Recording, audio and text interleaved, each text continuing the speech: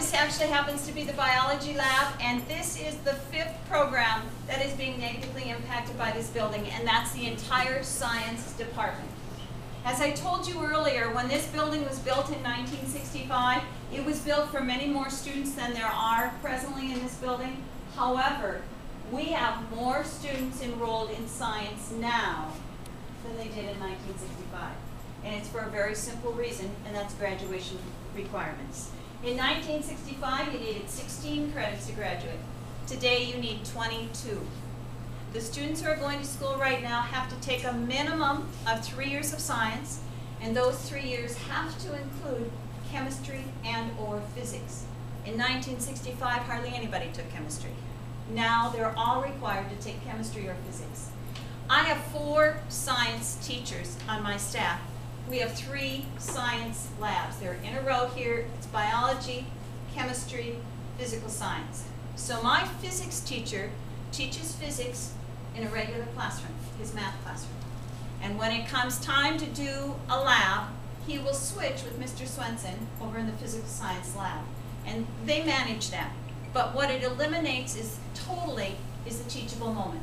When you're trying to teach a concept in science, a student asks a question and you want to demonstrate it, and you can't. You don't have the materials, you don't have the equipment, and so you can't do that at that moment. And that's a huge part of science. So what we would like to do is we would like to gut all 3 labs here and make 2. And then on that long brick wall that we just passed, where I said the bathrooms are going to go in the middle, on one end will be a chemistry lab, and on the other end will be a science lab, a physics lab. So we will have these 2 and those 2 to give us 4 labs. I think you can see why these rooms need to be gutted. This is the original 1965 equipment. None of it is handicap accessible.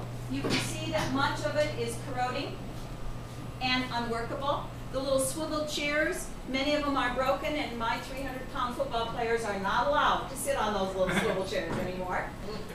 Many of the sinks don't drain. The biggest issue, as you can tell when you walked in immediately, was air quality. We have no hoods in here to suck fumes out of here to take care of the science smells and odors and chemicals that you get in a science lab. And so all of it needs to be gutted and taken care of. If we want our students to receive a 21st century science education, we need labs to provide that for them.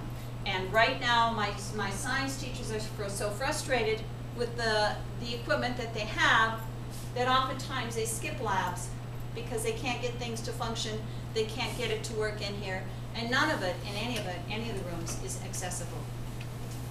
This whole west wall, as I told you, is going to go bounce out, and on this particular side will be added 2 more classrooms, and then on the other side of the hallway where the band room is will be 2 more classrooms.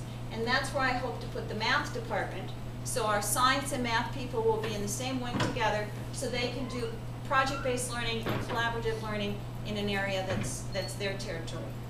So this is a department that needs serious help, and the facility is impeding us from doing that.